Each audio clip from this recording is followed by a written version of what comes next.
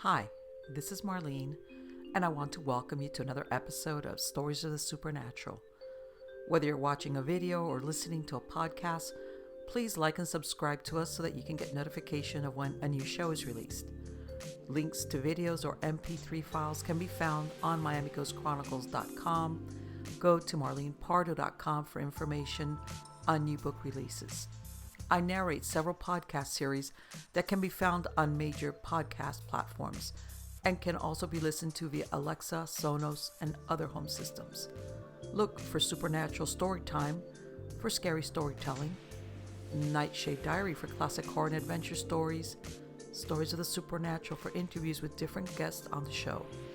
If you want to get noteworthy news about the paranormal world, true crime, conspiracy stories, and anything that is just plain weird, you can visit Strange Than Fiction Stories tab at miamighostchronicles.com or find us on Blogspot. I want to thank you for being part of my audience, and I think you are all wonderful.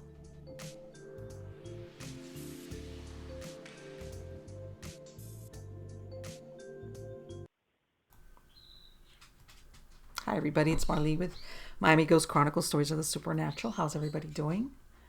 Good, I hope. I'm well. Well, before I get on to the guest info, which is a first-time guest here in Stories of the Supernatural, I wanted to remind you all to sign up for my newsletter at marlenepardo.com or miamighostchronicles.com. It's a once-a-week newsletter. And usually I write some short article, true crime, spooky story, just weird stuff, and I put in there links to some other podcasts or videos related to it. Also, I announce anything having to do with my books. Like a couple of weeks ago, I was promoting my last release, the Hot Dame on a Cold Slab, which is a true crime book. I had a 100-book giveaway on Goodreads on Amazon, and one of the ways I let everybody know about it is on my newsletter. So by all means, please sign up for it. Number 2, I wanted to talk about a new sponsor that we have. It's called Plan to Stay Safe. And what they do is they have different types of supplies to, non-lethal of course, to keep you safe. Stun guns, pepper sprays, hidden cameras, diversion safes, knives, Kubotans, all the things that you need to stay safe, whether you're at home, whether you're out and about. These are all self-defense and security products that you could purchase because they have very reasonably priced goods to basically give you peace of mind, whatever it is that you might need. They also have a great deal going on, which is any order delivered in the United States, $50 or more gets free shipping. Okay, $50 or more free shipping anywhere in the United States. That is a great deal. So check them out at plantostaysafe.com, plantostaysafe.com. All right, now on to the good part. Let me tell you about the guest that we have here today. His name is Brother Gary Joseph, and in 2005, he had a heart attack, and it stopped his heart. And at once, when he was in the afterlife, immersed in a direct encounter with God, he absorbed multiple spiritual messages. He recounts his near-death experience and the unusual encounters that have continued weekly ever since. He's written 2 books about that, Proof of the Afterlife 1 and 2, where he shares his message of hope and certainty that there is life after death. His stories detail God encounters, chance meetings with angels, visions, dreams, and messages from the other side. Brother Gary has been a vowed brother of the Catholic Order since 2007. He is the founder of the Servants of the Father of Mercy, an association of vowed and lay members in the Archdiocese of Los Angeles. The servants follow the rule of St. Benedict, taking vows of poverty, chastity, and obedience, and its lay members must commit themselves to practicing basic Catholic spirituality and serving homeless people at least 5 hours a month.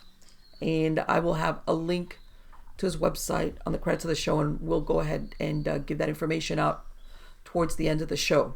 So help me welcome Brother Gary. How are you doing today? Great, Marlene. It's just awesome to know about you and your show. You're doing such amazing work. No, it's my pleasure to have you on. And I'm going to ask you, obviously, in the bio information, it notes that you had this near death experience in 2005, but prior to that, had anything happened? Yes, I was thinking that today before your show, and I remember as a teenager in high school, I briefly I'll just share this so that people Sure. can maybe they connect with their past, things that kids don't often think about, as I did not. I would take a break sometimes 5 minutes before the period end. The teacher said, take a break. So we'd lay our heads down.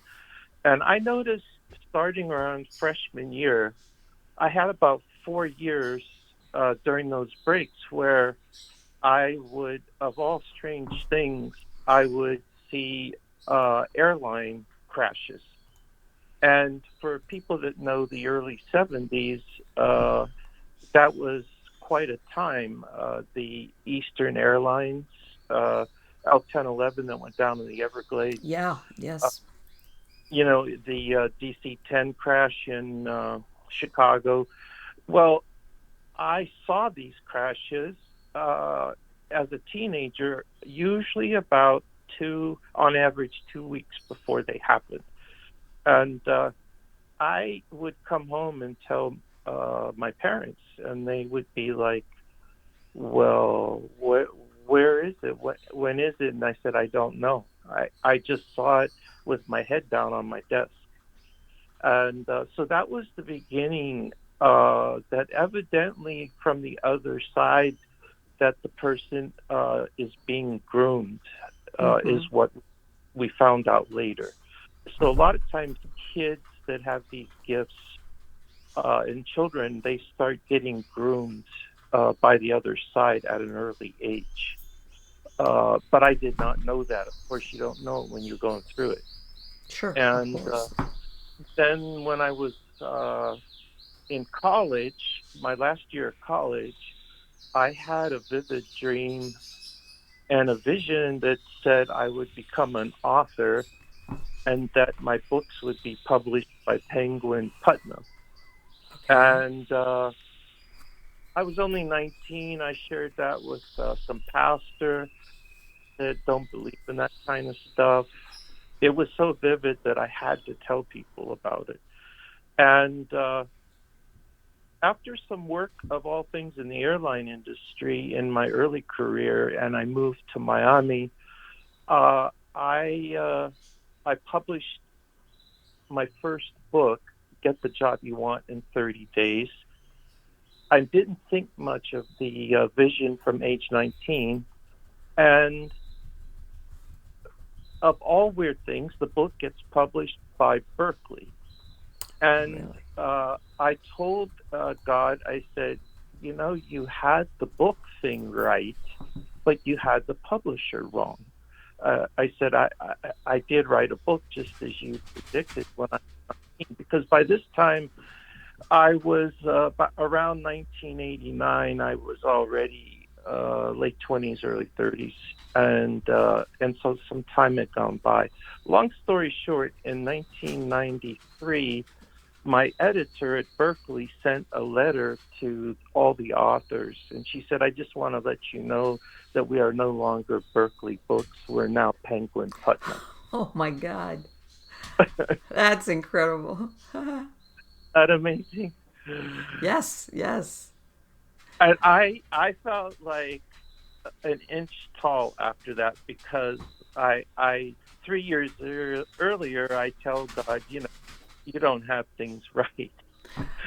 Right. And you know what's really funny? Because I know that a lot of people sometimes will say people that have had what they think is psychic is basically information that they have stored in their subconscious mind. In other words, that's really where they're drawing it from. They think they don't know it, but they do.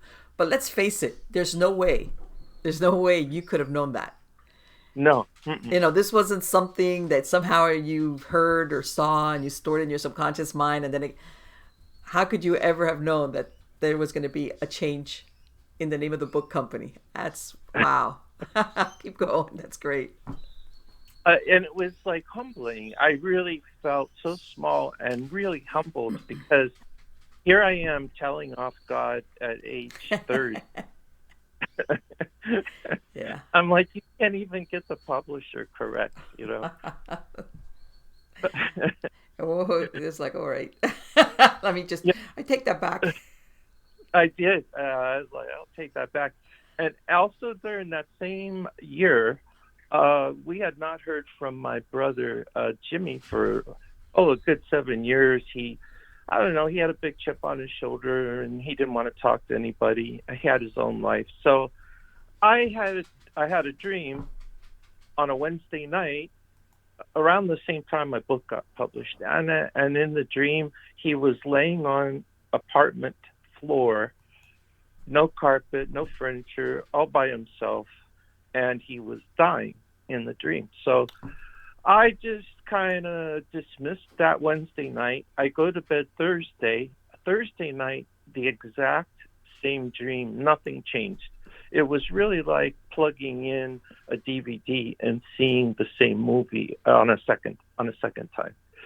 And so by now, I knew from the book thing and from the airline issues, I learned that I better check these things. So I called an older sister who had friends that knew where my brother was. So they tracked him down, and he was located at that very same moment in St. Francis Hospital in New York. And they discovered that he had pneumonia for the third time. So here we discover that the dream is actually reality. And I told my sister to make sure that he knows that when he gets out of the hospital, he comes to Miami, to my place, and I'm going to take care of him, because as much as I disliked my brother, I still felt it was the right thing to do, because in the dream he was destitute. He had nobody. Okay. So Okay. we moved him to Miami. He got out of the hospital. My sister bought him an airline ticket, and we found him a little one room over on the beach. Mm-hmm. So And it's yeah. let me tell you, that's it. Let me ask you real quick. Before you have these, like you said, these visions, is there anything that kind of gives you like a feel, or does it just come out of nowhere? Or is there something It, that you say, there's something I feel in my body, or something that I know that this, I'm going to be seeing something?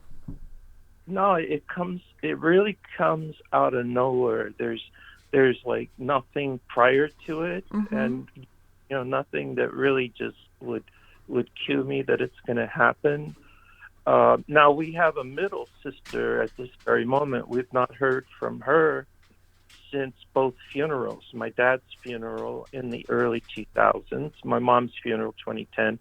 She had a chip on her shoulder, we understand, and we have not heard from her. But uh, because we didn't hear from her, we took the estate, the house, everything, and all that was mine, plus whatever my other sister did not want, I gave it all to the homeless. Okay. I turned it to cash, and I gave it all away.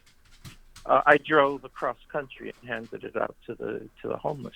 Wow. And so, long story short, this middle sister shows up 10 years later, and she wants stuff from the house.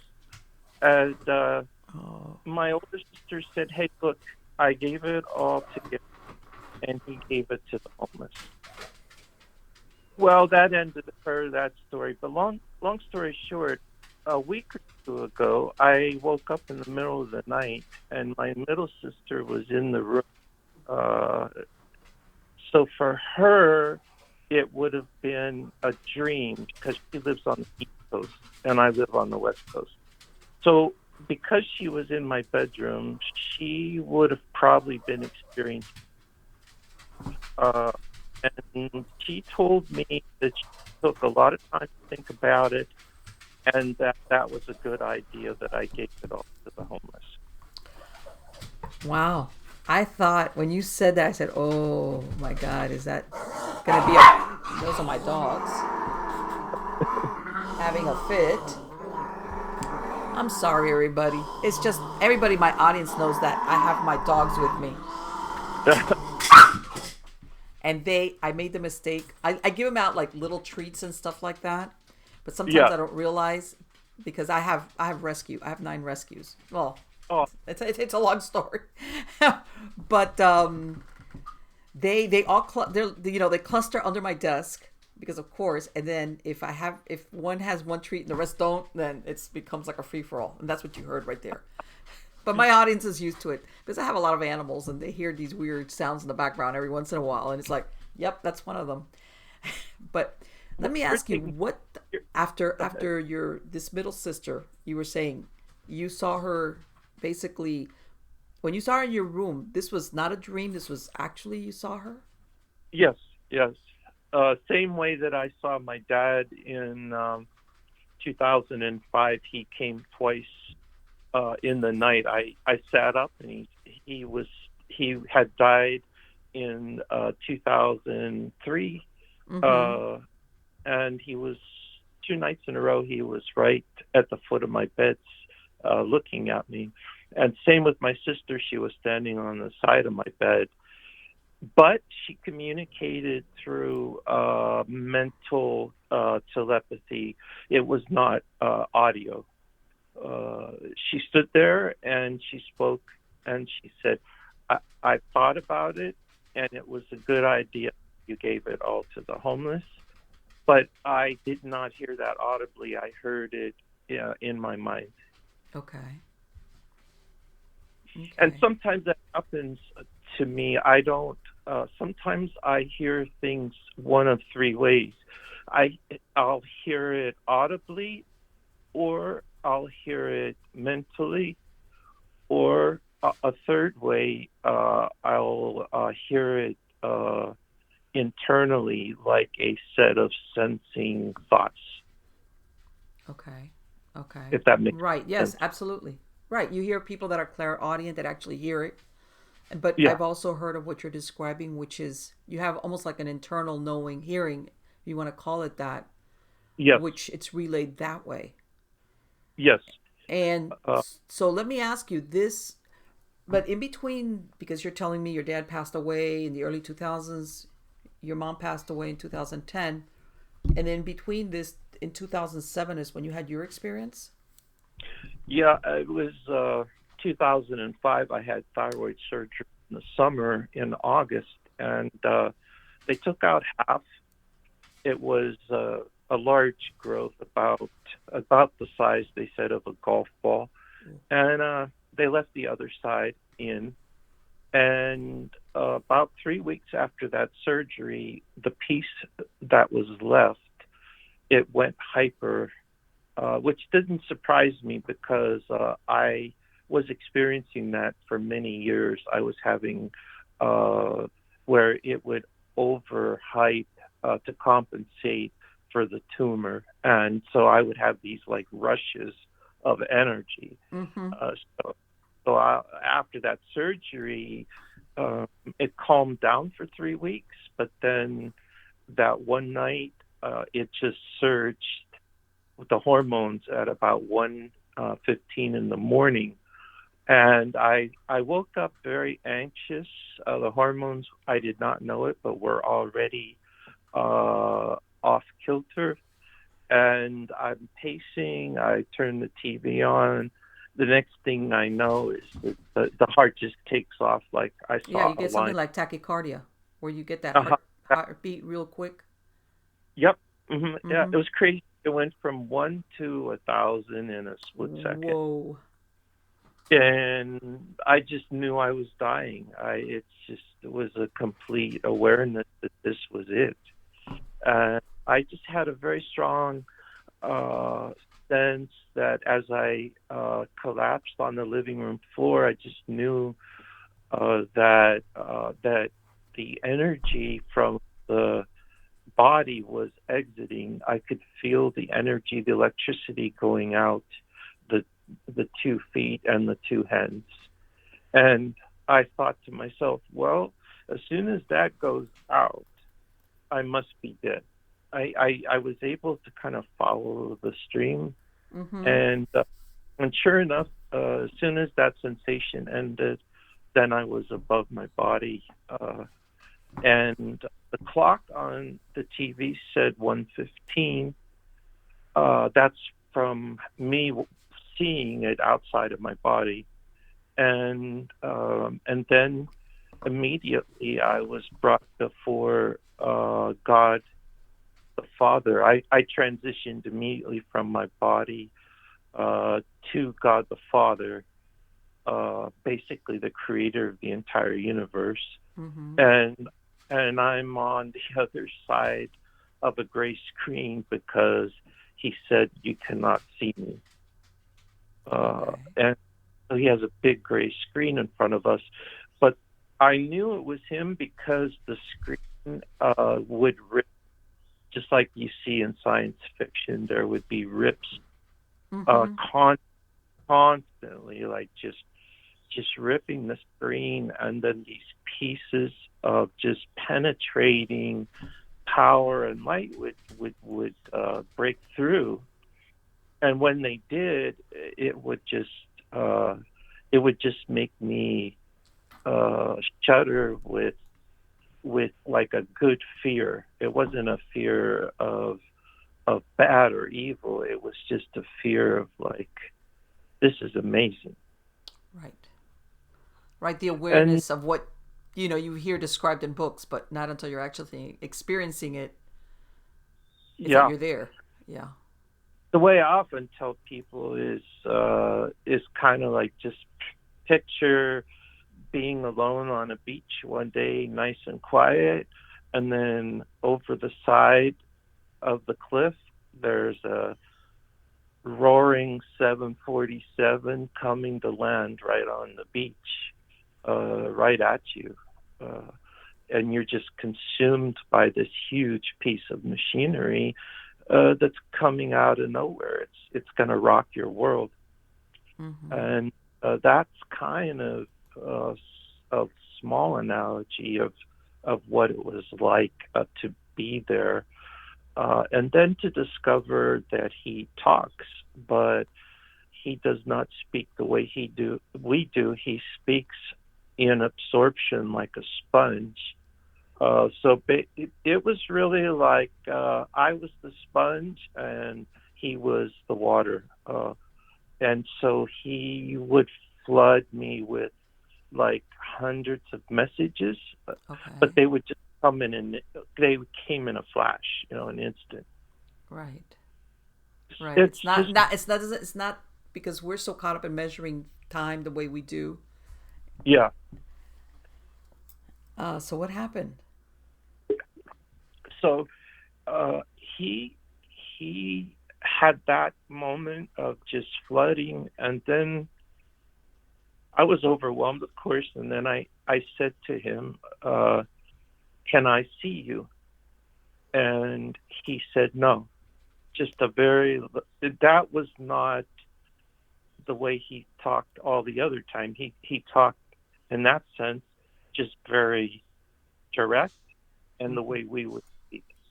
He just said the word no, and then after that he said, "If I let you see me, you will be permanently dead."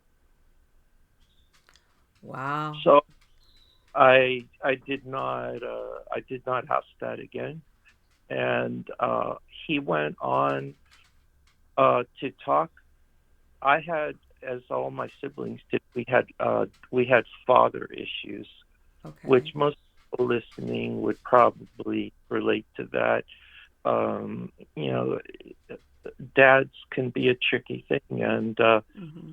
our father, uh, one we were raised with, we had lots of issues with him, and we forgave him. Took a lot of time, but Sure.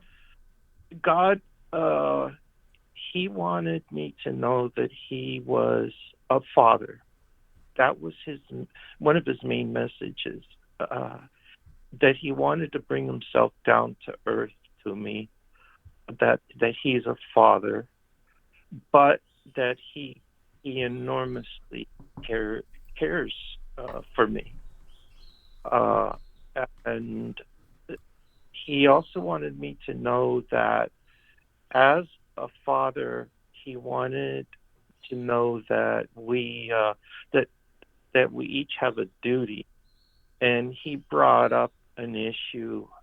He said, "It's like your dad." He said, "We had to cut the grass when we were kids," and he said that was your duty, and your dad expected that of you. He said, "I'm the same way. I'm just like a father. I expect the duty that you are given is to carry that out." Right. And Let me ask you something. Do you think, looking back on that event, and I know this might be way out there, but do you think that that situation where you had that problem with your thyroid and basically it caused you to have that near death experience, do you think that was all pre planned so that you could have, I guess, with the closest you could call it a face to face with God the Father for Him to tell you that message? Or it was oh, just. uh, I've often thought of that question. So yes, great that you're asking it. That has been a top question in my mind. And the only evidence to support what you're saying Mm-hmm. is I had after I got out of college, I was still out of my master's. I still was in my early 20s. I finished early, like in 21, 22. I had a dream one night from, I thought it was from God. And in the dream, he said, "Free to be free and free to be me." And I had that two times that dream, free to be free and free to be me. And I really felt like God was telling me, don't get hung up at this young age, uh, and and I was rebelling inside against a lot of things from my parents, like the white picket fence and all Mm-hmm. this stuff. And I didn't want to do that route, especially because my parents were not, here you're living the white picket fence, but there's all this bad stuff going on in the house. Sure. So I rebelled against that, and but I didn't know where to go because that's what you're trained to grow up and pursue. But God set me free. He said, "No," he said, "You're free to be free, free to be me." So what I feel is that he set me up for, he knew that he would encounter me at a later age where he could just pull things together.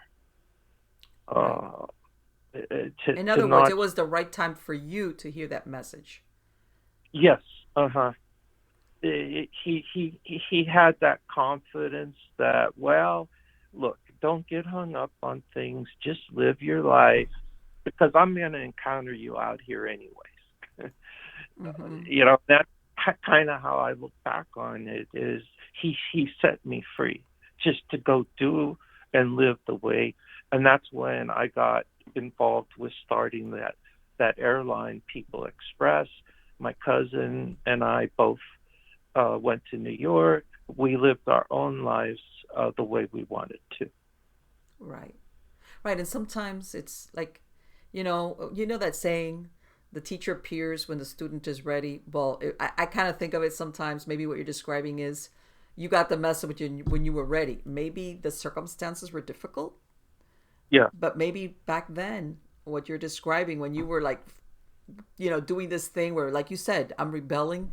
Maybe at that point, the message, you weren't ready for it. Mm. And No, it's all in I the timing.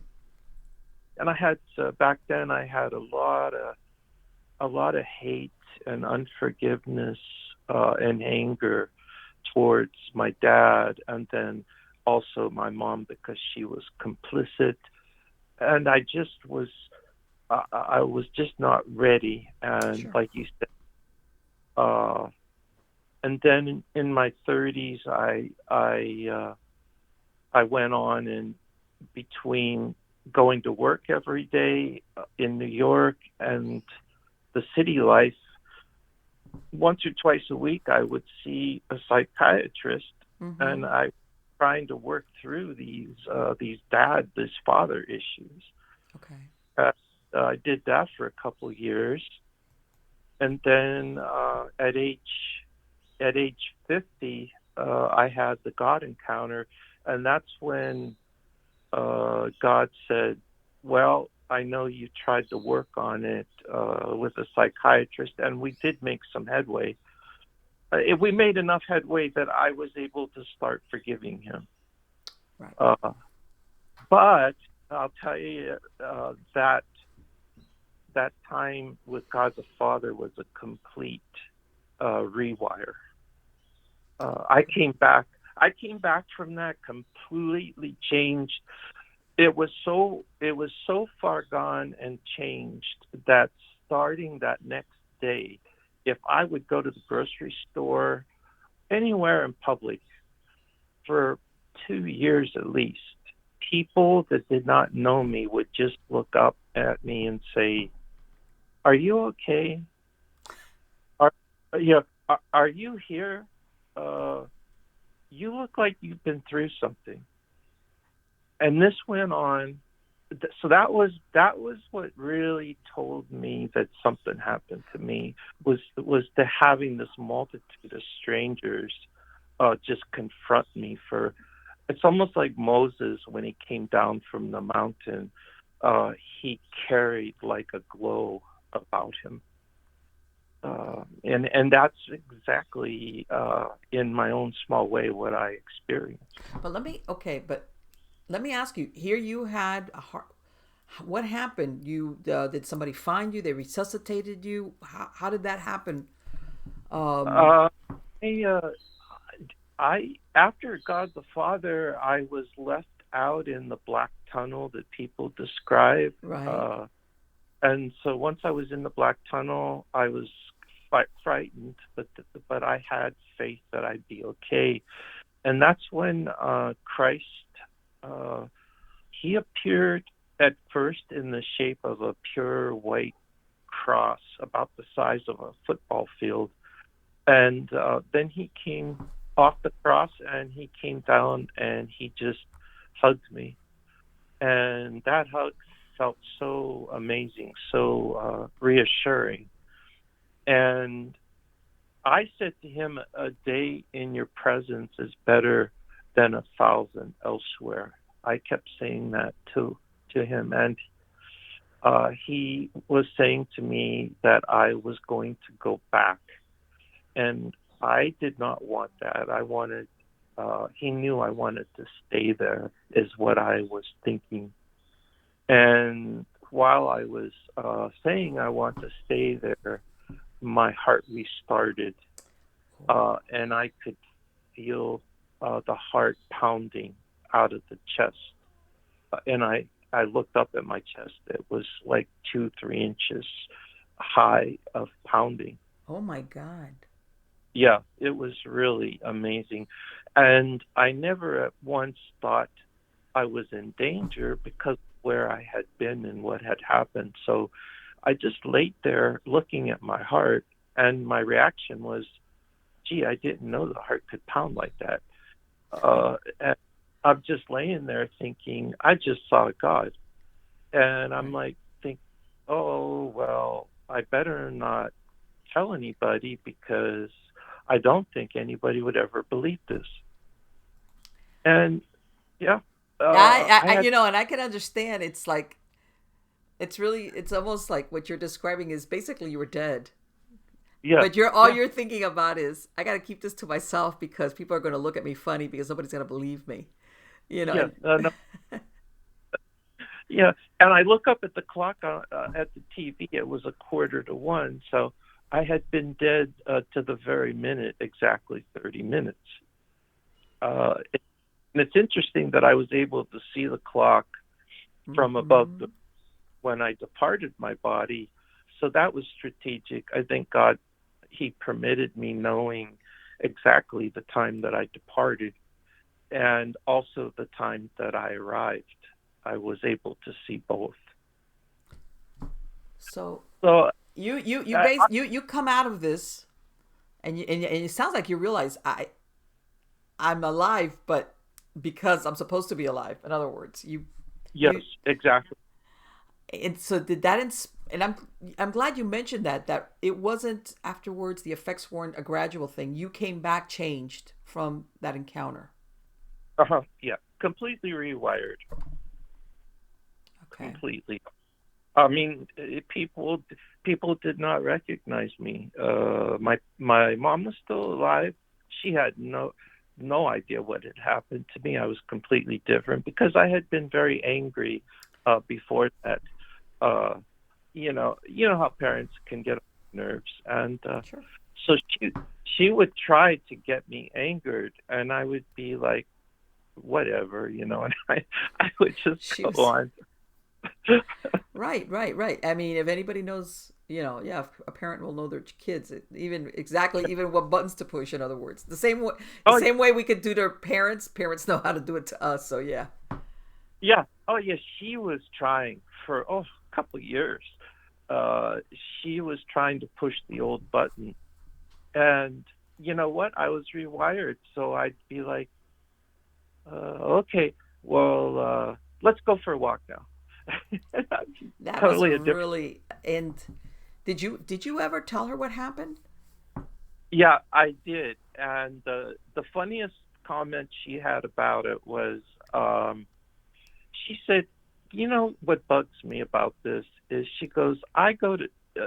She was the type of lady, Catholic lady. She go to church like for the morning mass. Mm-hmm. They they affectionately call them the church ladies. Uh, she was a church lady. She'd Uh-huh. go every morning, and these little old ladies, they would all go to mass, and then after mass they go out for coffee together. So she tells me, she goes, I've been going to mass every day since like the 1960s. And she says, God has never done this to me. she Right. goes, Yes. Right. It's like she goes, how's that work? You know what? yeah, And I'm gonna segue real quick because, and I'm not saying this is the same thing, but it's almost like these Marian apparitions that they appear to children that usually are, even when they occur, they were like basically very poor, and like at the Fatima and the Visitation at Lourdes, where there were doubts like why would the Virgin Mary appear to these poor children yes, versus so many other supposedly more religious figures. And it's yes. like, maybe what we think of as important in reality isn't. That, that's what I learned. Same thing you're saying is God. Well, the irony of being a book writer at age 19 was the fact that in high school they were so worried about me, they put me in a private reading and English class, Mm-hmm. uh, sophomore and junior year.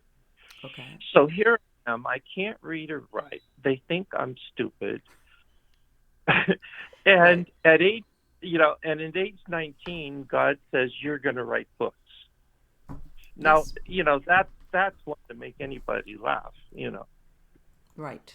Right. That sometimes there's a difference between can't and won't. And Yes, sometimes it's not a question of can't, it's a question of won't, until yeah. that person is inspired or motivated to do whatever it is that maybe they've just been saying, I'm not going to do that. Well, and that's where I think a lot of times God, uh, the soul of each person has different gifts at work that come with the soul when they're born. Mm-hmm. And when those gifts, when they're acted upon, or talents, they're I believe those things are stronger than any school system or any set of teaching. yes, we have to go through those things, but what is I now I see the back on my life is what's sewing into the person is much more dynamic and more strong in their lifetime. Those will eventually shine through if the person acts on them. Okay. So here we are. You've had this experience. You say right off the bat, that's it. You come back a different person. Mainly, and I'm that you said that release of anger, which Yeah, I've come across people that anger, it's almost like they train themselves to react in anger. In other words, show me how angry you are, and I'll tell you how scared you are. And yeah, they basically adapt themselves that this is how they react. And so here you're letting go of that anger, which that must have been great weight lifted off your shoulders, I imagine, right? yeah. It really was. In fact, I had a lot of time to think after surgery. I was off work for 2 to 3 weeks, and during that time period, before the near death was approaching me any day now, I began to think about my dad. He was dead, and the one thing that occurred to me was he was human. I Mm-hmm. began, I get on, maybe the surgery did that to me. Is getting cut open. Is okay. My dad was just human, and but that second thing I realized was, well, okay, well, he was just an even though he's my dad, in a good way, he was just an idiot like me. He's just trying to sort through life Right. like we all are. And Sure. so I had this kind of very strange thinking that I never had before, like almost humanizing him instead of seeing him as this uh, dominant figure that that brutally ruled my life or something. And so when I saw him that way, I was reaching a really great, well, he's just like me. So I forgive him. And then bang, I have that encounter with God the Father. Right.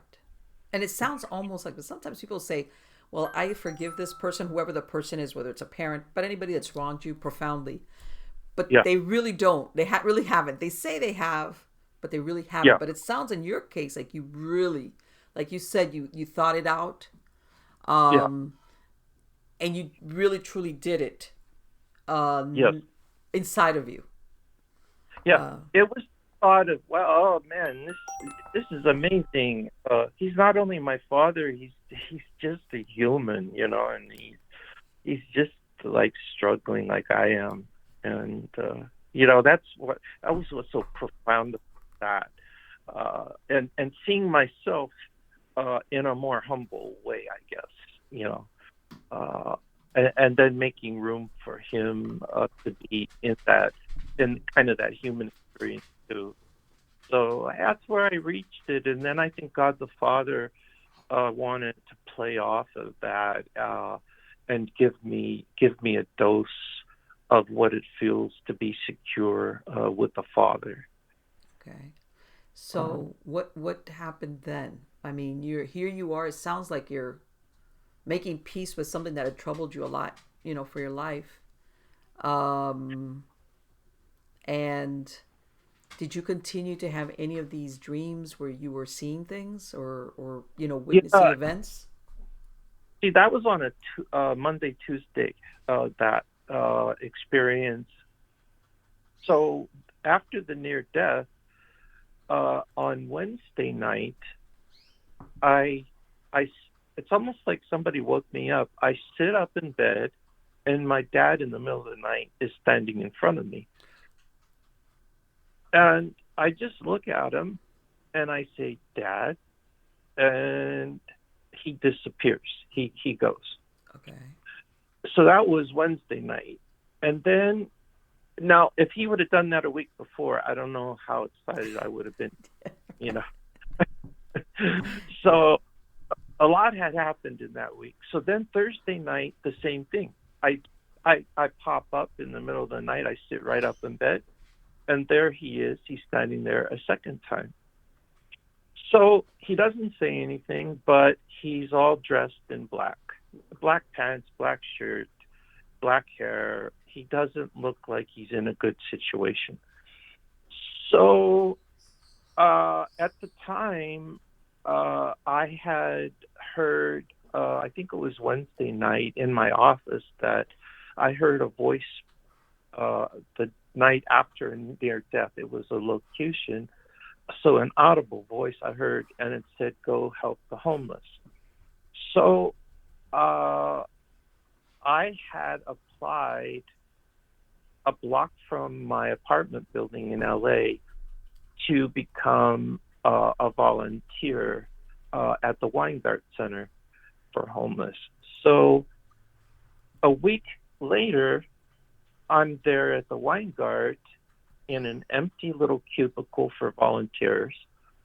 And my boss, who manages my 3 hour volunteer, uh, pokes her head into my room and she shouts, "Jim, Jim."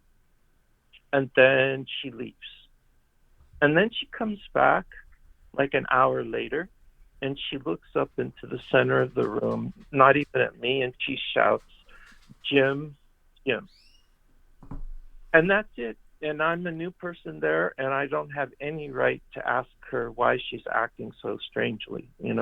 I didn't know what to tell her because the whole thing was bizarre to me, And you're Marlene. thinking, that's not my name. Yeah, That's not me.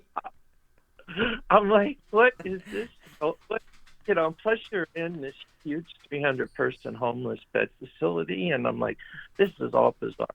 And so the third day that I'm there, she comes to my office like around 8, 9 in the morning. She says, "I need to talk to you."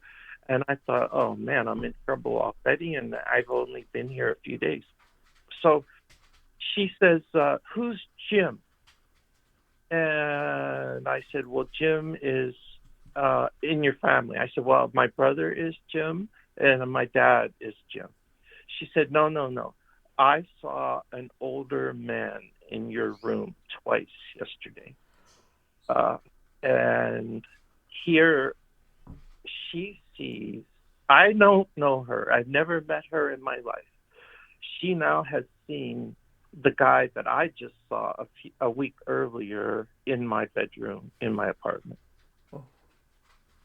Oh. And I said, "You mean you saw my dad?" She goes, "Yes."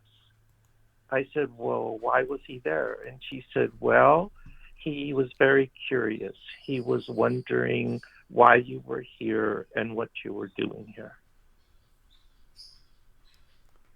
I'm like, "Oh my God, Mm. this is amazing." So Wow. I when I when she kind of collaborated what had happened a week earlier, and the fact that she has no relationship to me, I've never seen her in my life, and then basically all of this father stuff comes together with a third party person that doesn't even know me or my family. Do you think that the fact that you had forgiven your dad actually allowed him to manifest easier or closer to you? Yeah. The fact that I had forgiven him, I believe, uh, released his soul uh, to move about, Mm-hmm. uh, to explore, um, and maybe to love in a way that that when he had died, he was unable to do. Okay. Because he had Uh, passed away how many years by then, by the time this happened? so that would have been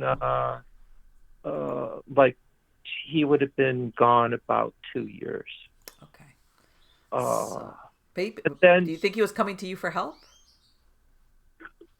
yes, uh, I hooked up a week or so after with a spiritual director.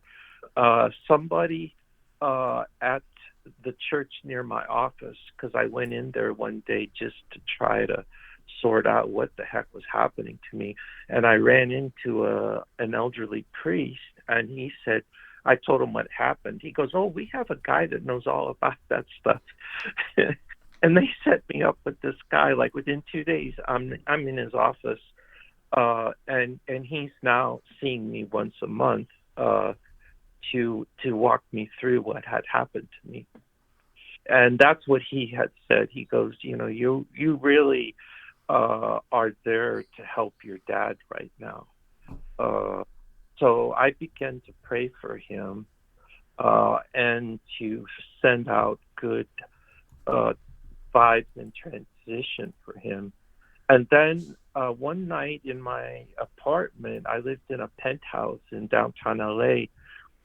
At about at about 6 in the morning, instead of waking up like I normally do, I went out of body above the penthouse, and I could see the streets of LA below me.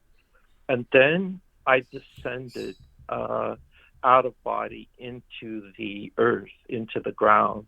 Okay. And as I descended, I went through segments of brick walls, those stone builder type blocks. And every time I descended through a new set of rooms and blocks, I became more frightened that I would become stuck Okay. down there. But then Christ came next to me and he said, "Don't worry." He said, I'm with you and you will not get stuck. So I ended up deep in the earth in a private room about the size of a maybe a medium sized bathroom, and my dad was sitting at a chair at a small round table, and it was dark and smoky or foggy, and in the corner was a man, and I looked at the man as to who he was. And he said, "Don't worry." He goes, I'm taking good care of your dad." And you didn't recognize that man, though. No, the later I found out through my spiritual director that that was probably his guardian angel. Uh, so I put my arm around him. His head was just down, and he looked really dejected. But I put my arm around him. And I think at that time, uh, like you said, I think I really officially released him Mm-hmm. with forgiveness, with some love and compassion. Maybe something he had not received even from other people. Possibly. Uh, yeah, because even my mom at that time was mad at him. In my book, I tell the story. She came home one day, and Holy Spirit just came upon her and said, "Yes, this man has done everything that your children are telling you that he did." And when she came to that realization, man, she went crazy mad. She ripped his face off of all the photos. Uh, Wow. she did not want to even think of this guy. Let me ask you something. Did you ever know enough about his earlier life? And by this, I'm not justifying it. Where he had similar, where he came from a family where basically this is where he learned it. Yes, I don't know the details, but said, that's probably after surgery where I started to go in my head. Right. That like, Yeah. oh my God, probably went through the same stuff. Mm-hmm. Mm-hmm. Right. Exactly.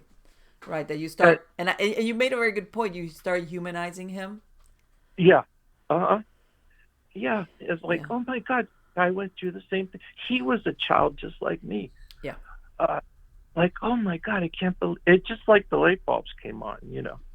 Let me ask you once you had that experience, what happened did with the relationships that you had as far as friends and everybody? I mean, family's family. Sometimes, for better or worse, there they are. But did it affect your other relationships, like with friends or coworkers or anything like that? Well, it did. I got fired from my job. Okay. Okay. I hear, here I am. I've got a good job as a writer in Hollywood, and they're like, all of a sudden, every day, I wanted to be over at that church by the office at the end, like 5:30. Mm-hmm. Uh, they're all mad at me, and they expect you to stay hours, hours, hours afterwards. So finally, I guess I had the near death September. By November 15th, I was fired. Wow. And and then close friends uh, didn't really want to have much to do with me because I just wasn't the same person anymore. Uh, and they just found that I wasn't.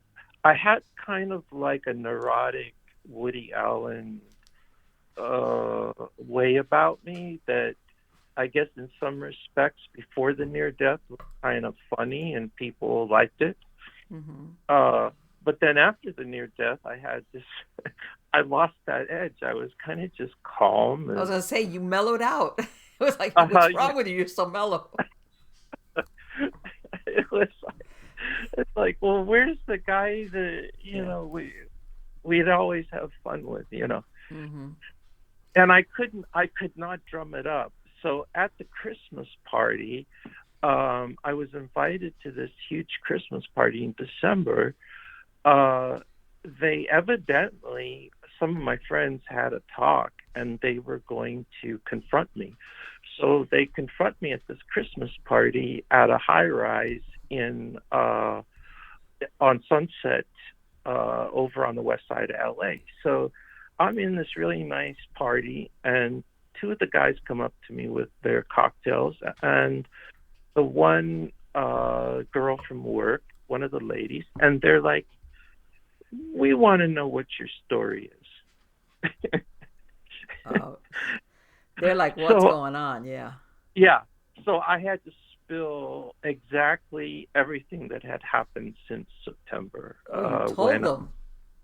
Yeah, they Okay. had a slight idea, but I had to like really go through the whole. By then, I had a lot of details. I had the story of the lady in downtown LA. The lady comes in and shouts "Jim, Jim." So I went through the whole thing with them that night, and they look at me like you're crazy. Mellow but crazy. Yeah. So And let me. Did they believe you? you know, and I think they did. Uh, yeah, I think, but uh, uh, as I told Father Frank, uh, it, it's almost like a lonely right after near death, or say like people, maybe someone that was in 9/11, or any kind of experience that only you can vouch for. Uh, it's probably anything of that magnitude is hard for others to connect with. You know And what? so But that was, I imagine part of them have got to be saying, "That's so way out there. It's got to be true." You know, like saying, "If man, if he was gonna tell us a story, that I'm sure that must have thrown him for a loop." yes. Yeah, it's like, because they did not know why I had so drastically changed. And even that night at the Christmas party, I was just very chill. I was very mellow. I'm just like, oh, this is cool. I'm having a great time. Yeah. I didn't talk much. I'm like just totally at peace. Okay. Exactly. So And I'm sure that see, I guess for a lot of people, it's it's weird to see somebody change so drastically yeah, from one yeah. moment to the next. Well, Uh, it's like that guy Howard Storm. He was an atheist in the 1980s, and then he and his wife are on vacation in Paris. He has uh, appendicitis. He dies in a hospital at midnight. Uh, he realizes he's at the gates of hell, and he starts the Star Spangled Banner, and he doesn't know any prayers. He's atheist, and the Pledge Allegiance to the flag, and that's what gets him out of hell. Got him up, and when he came back, he was like me. He was completely rewired, and his wife divorced him. You know what? It's because I think that the change is so profound that it's like this is Yeah, not the person I was with. And can you imagine you're married to an yeah, atheist, and now all of a sudden he's everything but. yeah. This guy, he comes back, and all of a sudden he's not an atheist anymore. Yeah. Uh, and she said she actually goes on record. He has a book out too. His name's Howard, not Howard Stern, the show guy. It's Mm-hmm. Howard Storm, and he has a book out about how after a few years she was just very honest. She goes, Howard, you're not the guy I married. I don't want to be married to you anymore. Yeah. Yeah. People get yeah, and it's really funny because not even though it's the same thing, but even people that are have some type of addiction, and once they go sober, sometimes their significant relationships fall apart, including a marriage, because that person, even though you would think, well, wouldn't they be happy that this person is now being sober? Yes. They can't grapple with that new person that they're with. So a Right. lot of times, significant relationships fall apart. Well, I noticed that because my mom, being the only one alive, she distanced herself at first because she couldn't push my buttons anymore, Mm-hmm. and didn't know where to go with this relationship. Then my sister called me. My older sister called me about a year and a half ago. She was pretty distant, but all of a sudden she called me because now it's been over 10 years, and I'm permanently like this new someone that her and my mom did not like. So now she calls me and she tells me that she was kind of like agnostic, atheist, and now she turns to God, all because uh, I not only changed, but I remained that way for 15 years. Right, You know, right, exactly. So it so wasn't now a fly by night like, I'm uh, gonna, yeah, exactly. and I think that's what happens. People are looking like, oh, this is an act. Mm-hmm. Who could act this kind of stuff out? Right, like it's a But they, phase. yeah, exactly. But it's like, well, who could even try to pull this kind of stuff off? It's impossible. But still, they're skeptical, but I'll tell you, she finally called me, and then she wanted to know like what prayers I was praying, and what kind of like what's the magic? How do you make this happen? You know And what it is? That probably she senses the peace about you. In other words, like you said, the yeah, anger is gone. So it's like, I want that peace. hmm And I know. Yeah, that's probably what it is because she has a lot of anxiety. Um, one of the things that started in high school was being able to see the future. I saw a good half dozen air crashes mm-hmm. during those years, and they all happened. I just didn't know the dates of them. Right. Uh, but if we ever talk again, I could share.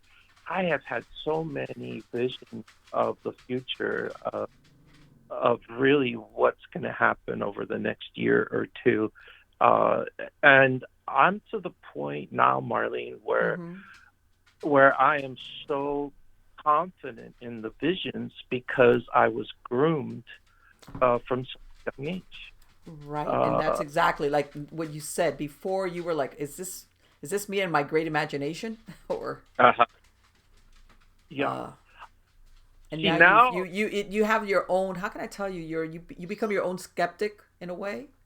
yes, uh huh. I was, I was for many years, and now I've seen all of these 40, 50 years come to pass, Mm-hmm. So now, what I know to be a year from now and 2 years from now, I am 100% confident. But when I share it with friends, or I share with people, they think, I just dropped a bottle on my dogs because they're oh, doing don't the worry. same thing. That's the same thing. Keep going. I'm sorry. So yeah, I'm 100% confident that what I know is going to happen over the next year or two was shown in visions and dreams.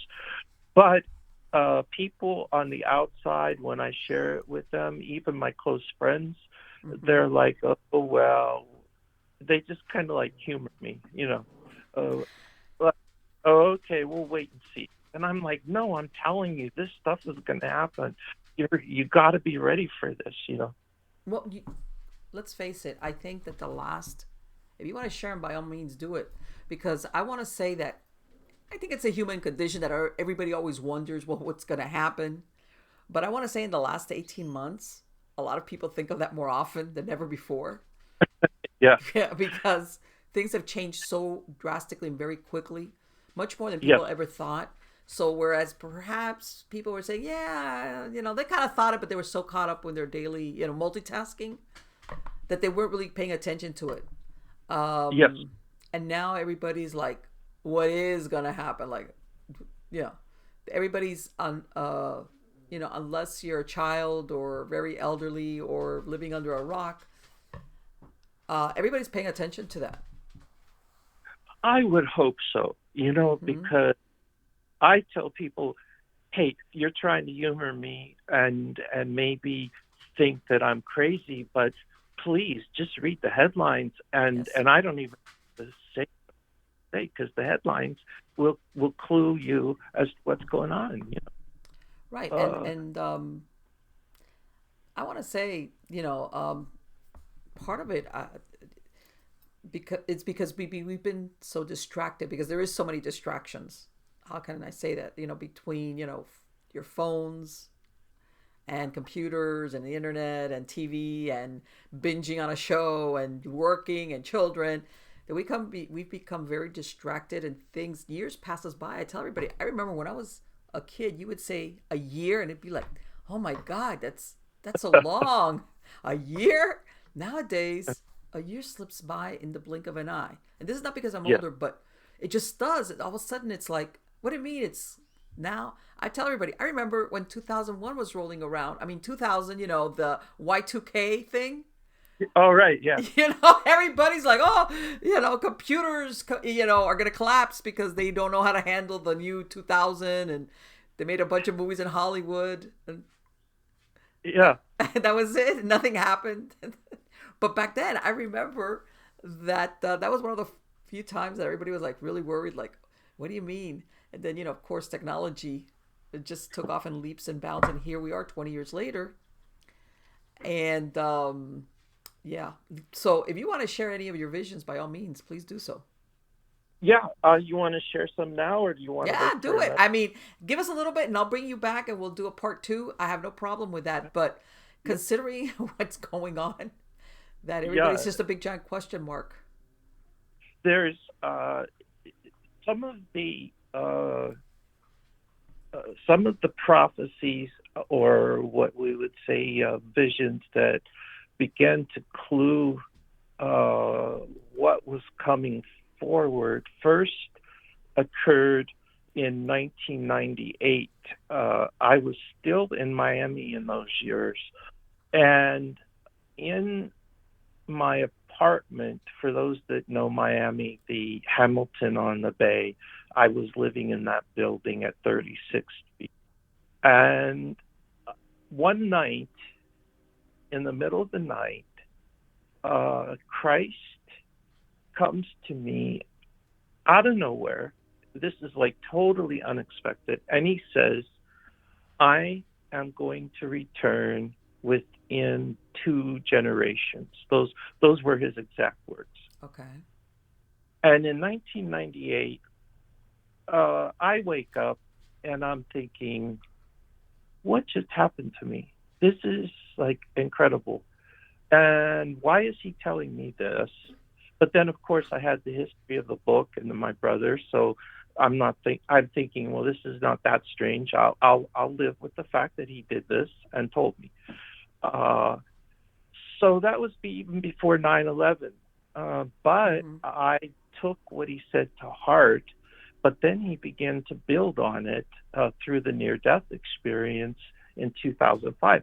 So in 1998, I get the first message that this is a closing period of our lives, plural, everyone. So then in the year 2012, going into the winter, spring of 2013, a number of prophecy visions.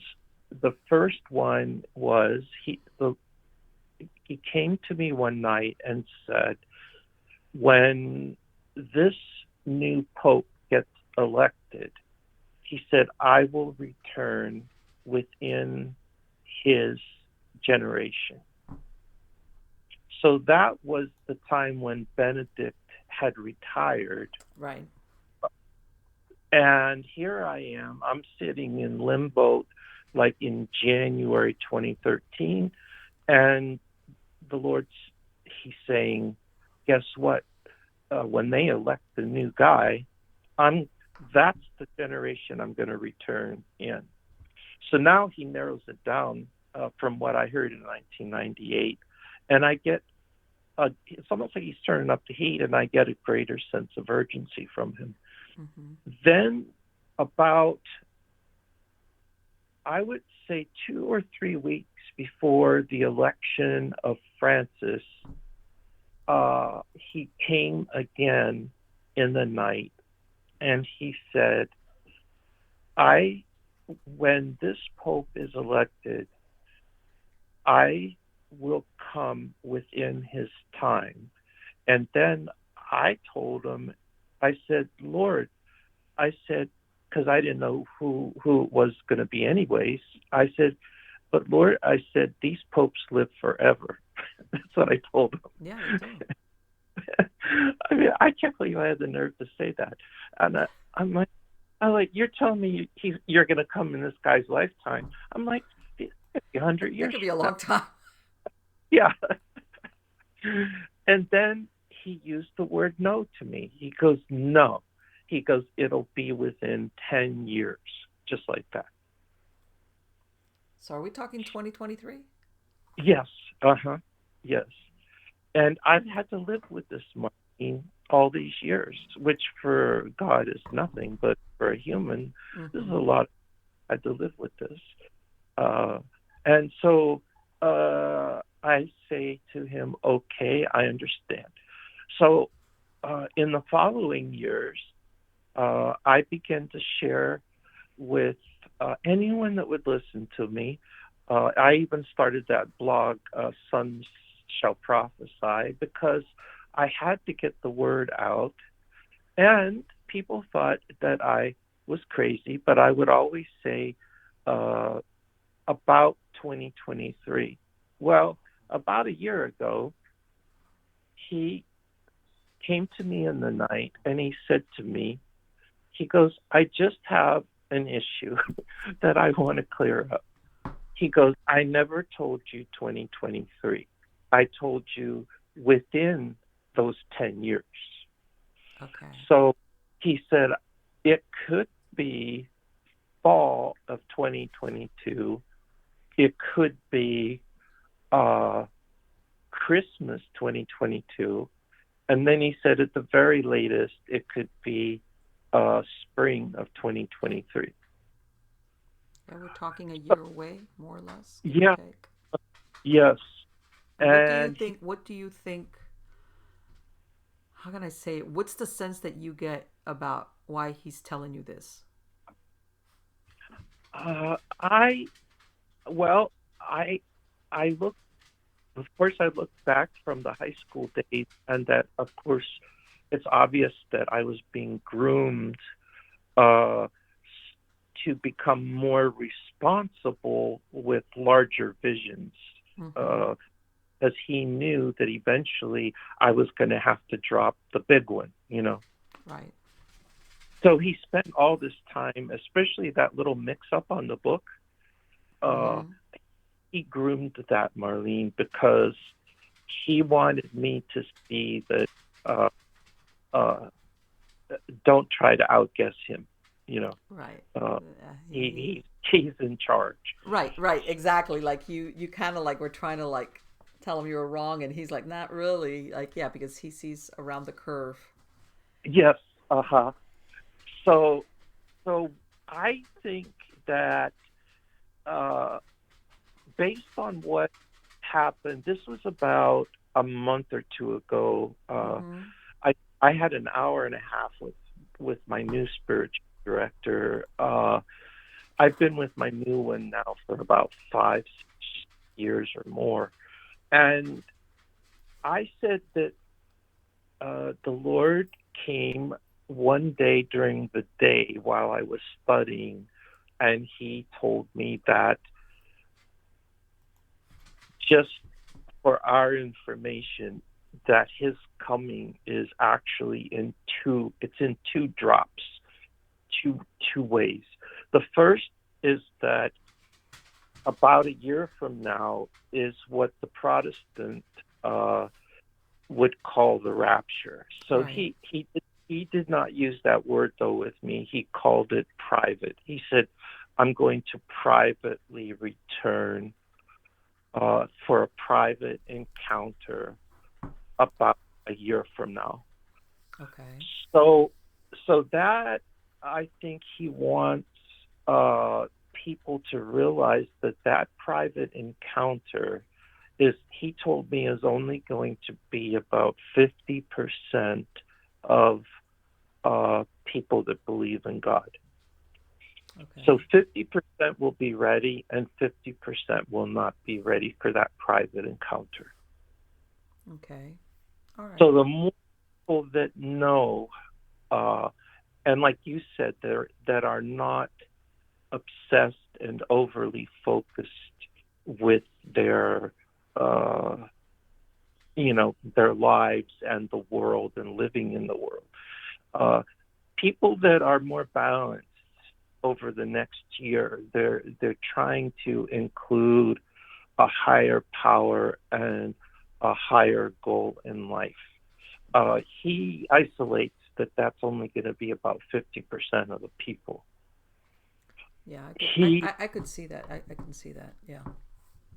I mean, some people have said that they thought it would be less, but I said that I have documentation because not only did he tell me that, but he said the 10 virgins parable, five were ready and five were not. Uh, so in that parable, he already identified the 50% factor. Mm-hmm. But also, he also told the story about the people in the field. He said one will be plowing and one will be taken. And then he also said two will be in the house, one will be taken, one will be left. So he reiterated the 50% factor in other parables. Okay. And that's the private encounter. But a lot of people, including myself, have confused and thought that the private encounter and the public are all one. And Okay. so there's a lot of theologians that still argue that it's all one event. But the Lord said, no, it's not. It's two events. Right. And I think a lot of people, not all, but a lot of people. I want to say if there's any positive effects of like the last 18 months is that people, besides wondering what's going to happen, have started to become a little bit more spiritual if they weren't already, I'm saying, Yeah. because I hate to say it, but uncertainty does that to human beings. Yes. um where, and I'm by this I don't mean religious per se, but the that spiritual part of their lives that before they kind of like put on the back burner Yeah. and they didn't pay attention to, that I think personally, I think your soul needs it. They've Hmm. brought it out and they've examined and they realize, you know, I I need comfort from this part of myself because you know all these other things that are going on. If not, in other words, this was the part of my life that is going to give me some type of peace Yeah. amongst all this uncertainty. Yes. And hopefully, um, do you think that what he's saying is that we're talking about something drastic happening among humanity, or just what's the word I'm looking for, or just From a question of discernment for some and not for others? from what I've been hearing through, I've recorded them all over since the publication of Proof of the Afterlife 2. I always knew after that I would never have time to do book 3 because he would have returned.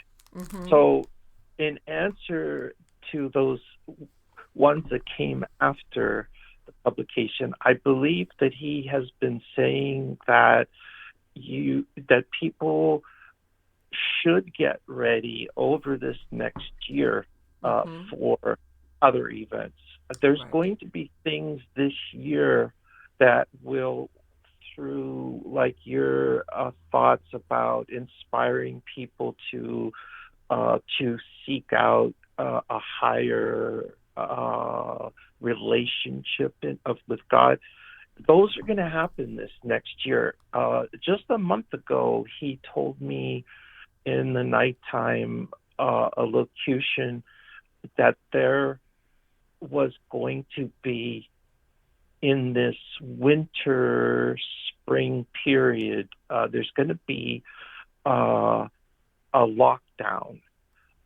And he said, when this lockdown comes, he said, I'm only suggesting that you be extra cautious because not only is there the imminent danger, but there will be other dangers if you go out.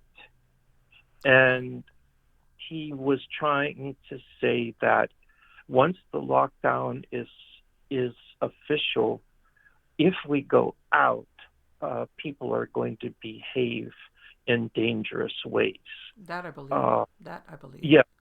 Yes. hmm He said you're going to put yourself at risk because people are going to become greedy. They're going to become violent. And so the lockdown, he said, is not the only danger. He said the exact words that he gave were that there will be additional dangers.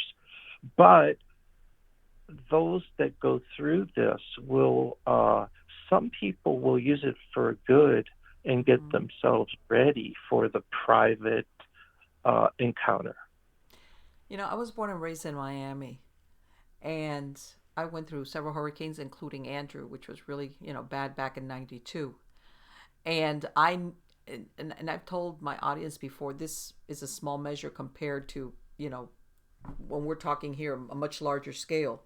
But I know what happens when you described where looting takes place, where um, from one moment to the next, what was safe becomes unsafe. I've Yes, lived that firsthand, and that was on a much more tiny scale.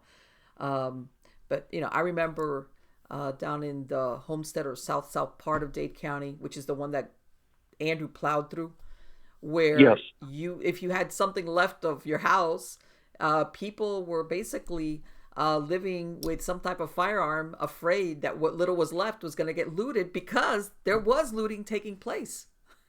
yes, This was yes, happening, and of course, um, and I saw it myself. I saw stores being ransacked. I saw that yeah. firsthand. Where the day before I had been shopping, the next day I saw it being ransacked because, and and what you're describing is things fall apart in that sense very very quickly, very quickly. And that's exactly over this before the private return of the rapture. That's exactly what he said is coming forward for us uh, in 2022, leading up to that private coming. he also said that one night he told me that he plans to tell the children prior to that private coming. So if children, uh, if they say if the children of a household start talking to their parents, saying, I had this dream, or I heard that something, Jesus said that he's coming. Well, he told me that he's going to do that for the kids. And I think he wants the children to not go through the 7 years of tribulation, because after the private encounter, the 7 years, the whole world is going to fall apart, starting in sometime in 2023 until his public return in 2030. Right, exactly. And Yeah. I hate to say it, there's a lot of people that wonder if a lot of the recent events are basically the beginning of this phase Yes. of, people that thought, well, this is just biblical, whatever, anything, but none of that is going to really happen. Yes. But Well, this is the problem. You kind of like in the day of Jonah and in the day of Noah, you have these isolated people that have information about the future, but try to get people to trust you. It's very difficult, Sure. And let's face it, it's an uncomfortable possibility to face, even though a lot of people have been in the last few months. I've had a reality, that wake up, hello, reality check. But still, it's an uncomfortable thing to be recognizing that this is a distinct possibility of that this is going to happen, because let's face it, we are all creatures of habit, and we're used to first world problems. Is like, I ran out of coffee. Remember my coffee maker? Oh no, that's a first world problem, and we don't want to think of something beyond that, which obviously this would be. Well, I have a dear cousin. She's When I tell her about these things, she's like, she's got a son now in his. He was a CB in the Navy, and now he's their grandchild. And she says, kind of like, don't tell me about this stuff, because she says, I want to see my son and his family grow up, and I want to see my grandchild grow up. And it's almost like she feels like that this might rob her of her day-to-day plans for her life, Sure. Yeah, we all love continuity. Yeah. And I'm like, well, trust me, this is going to be so much greater and so much better, Sure. than what you could envision for yourself. But it's hard to explain that to people. And so I guess that's part of that continuity, is that when they hear it, they want to dismiss it. I have pastors and leaders, when they hear this from me, they just use their power and authority, like, he's a wacko, nobody listened to him, and they try to dismiss the whole thing because they just want that continuity of the collection plate, take in the money, pay the bills. Exactly. Their focus is on something else, and your narrative doesn't fit in. No. That's it. You wouldn't be the first one that's been like, and you're like, hey, don't shoot the messenger. I'm always I'm telling people, I've been very fortunate. I've gone through 3 spiritual directors since 2005, and they've all been champs. I mean, they've all really been like, there's something real here. I've been very fortunate, because a lot of people end up with spiritual directors that just can be very mean, and they can be like uh, like condemning, and Sure. but I've never had that from these three guys. They've all been, yeah, you are going through something very apparently very genuine. Of course. Of course. And people don't realize that mean people can infiltrate even religious organizations that you're supposed to be all the opposite. People trying to Yeah. figure out how did this person get into here, but it does happen. It does. Hey, I got called into the archdiocese, oh, I guess a few months after my near death, because I was telling all kinds of people about it. So they called me into downtown, and I meet with the assistant to the cardinal, and I thought that they were calling in, just to hear more about, what God the Father is like, his personality, what the other side, but. But actually, the guy slams his fist on his desk and he says, "Don't you ever talk about this to anyone again." That was that meeting. And you must Uh, have been like, well, why not? I mean, considering you yeah, were expecting a different response. yeah, I know. I'm like, I, I was like a sheep led to slaughter. I had no idea that that's what could happen. I was just really very innocent, thinking, oh, this is going to be a good meeting. They just want to know about the near death experience. You know what? I hate to say it, but sometimes it's a power grab.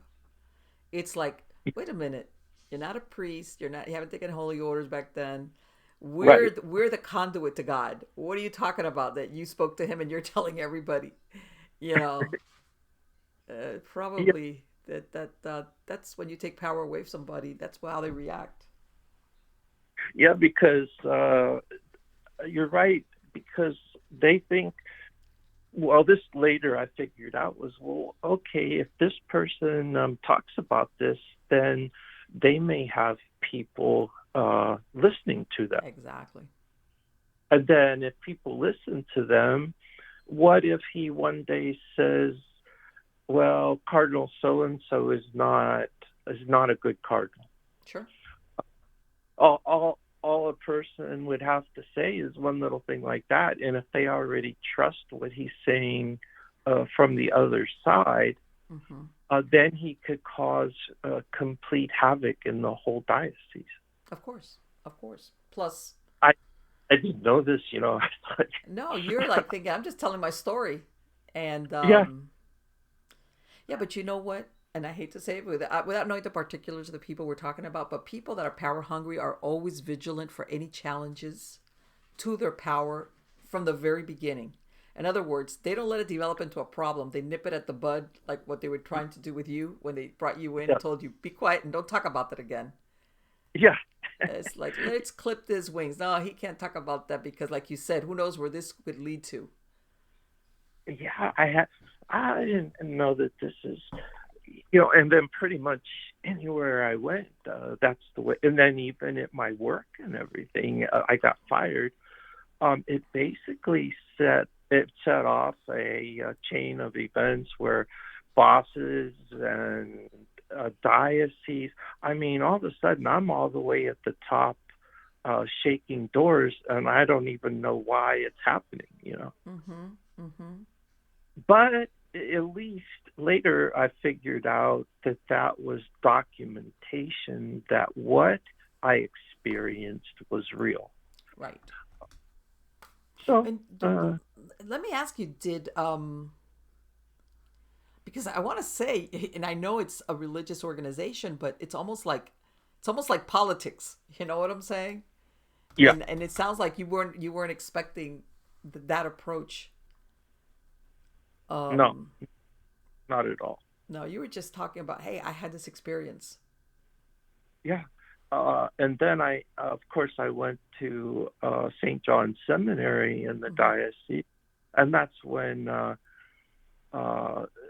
I get called into the president's office because they had a board meeting of 6 officials there, and they said, we don't want you talking about your homeless people. We just want you to go to school and finish your seminary training, because I was getting ready to take my vows and all that. But why And couldn't you speak about your homeless work? Why? Of all yeah, things. yeah. Well, obviously now I'm thinking, it threatened them.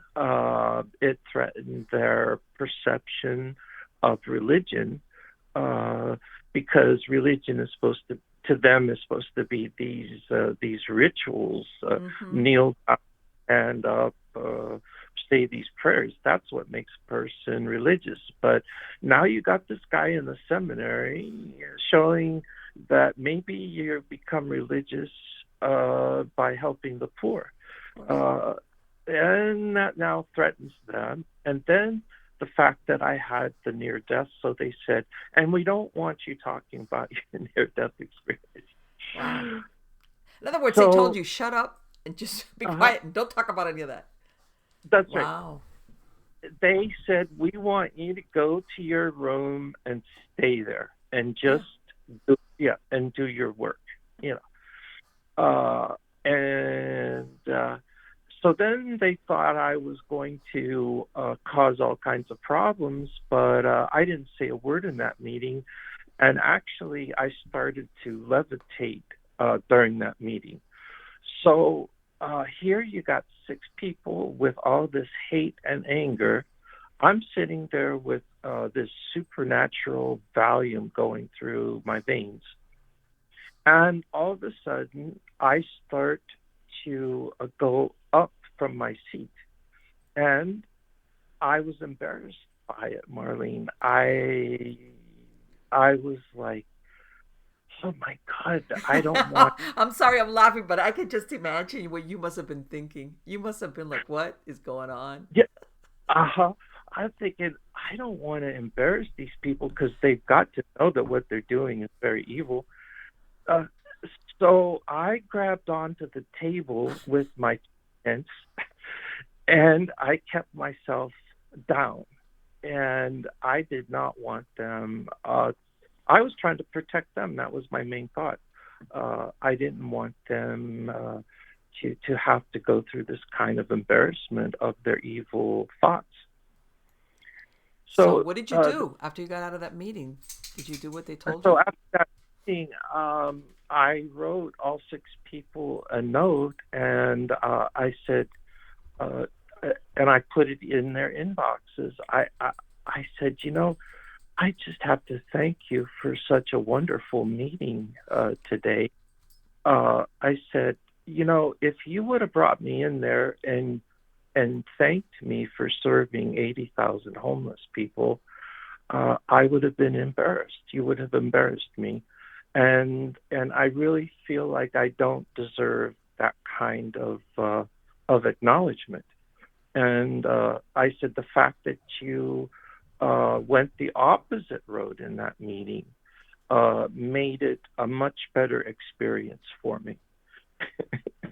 And Boy, I bet they didn't expect that type of note.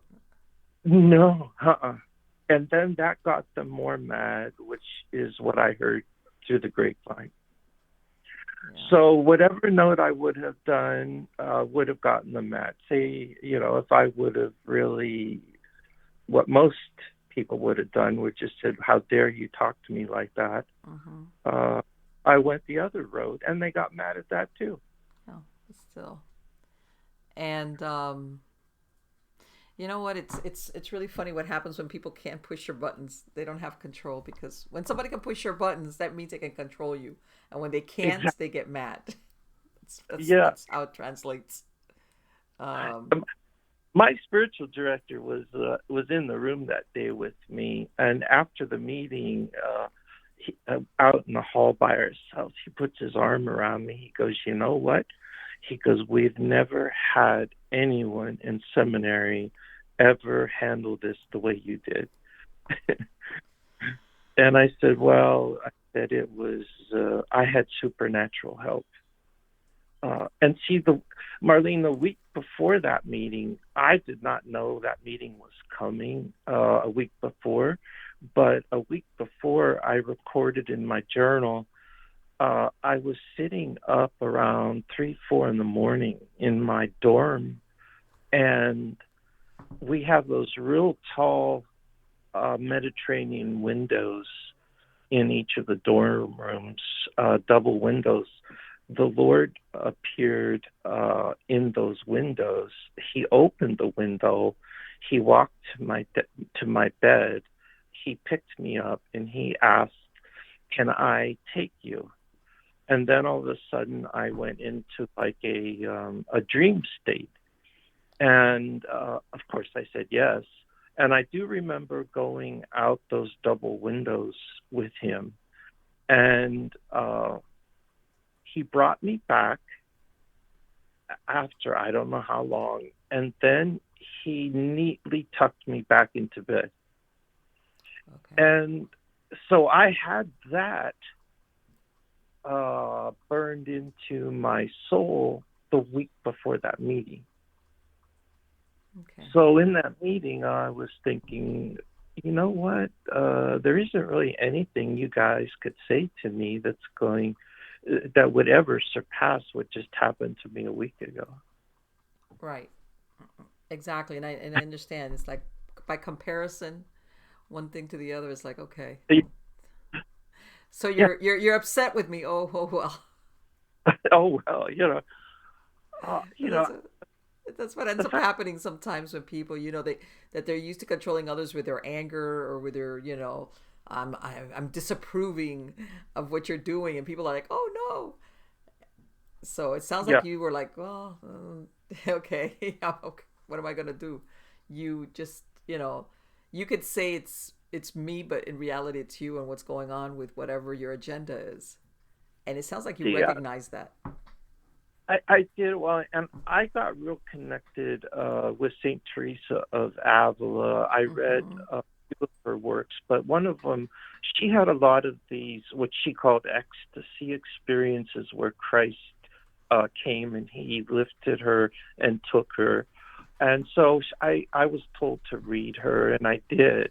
And it was really through her explanation of these experiences that she called the term consolation.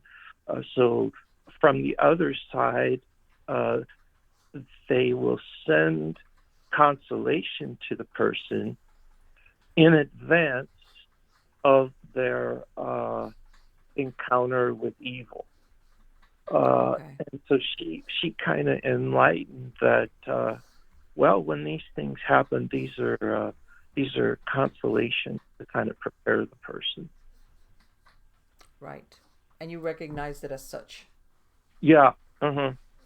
So Well, let yeah. me tell you something. It's so now you're working with the homeless in LA. Is that where you're at right now? Yes. We have in the region we have 80,000 homeless on the parks and streets. Yes. So, and that I imagine you must be very busy. Yeah, we're in our 20th year now, and in 2001, an elderly man who was in prison ministry started going under the bridges. Mm-hmm. Very, his idea was to go to very remote, underserved homeless. And so in 2004, when I moved to LA, I happened to meet him one day. I knew about him. I'd Okay. helped him personally. And then all of a sudden I had the near death, and he's like, "Oh, good, you take over." so Okay. so Jack disappears. He's like almost 80 by that time, Okay. and and then I took over, and then we formalized and we called it serve. Well, my spiritual director said call it servants of the Father of Mercy, Okay. because of that encounter with the Father. Wow. What's the for my I'm going to put a link in the credits of the show. But what for my podcast listeners, what's the website that they can go to find out about the work you're doing or about yourself? Yeah, the servants of the father.org, Okay. at that website, it's with an S, plural, servants of the Mm-hmm. father. We have a little section in there, help for the homeless, if people Okay. want to give a donation. Sure. Um, but uh, the book itself is proof of the afterlife.com.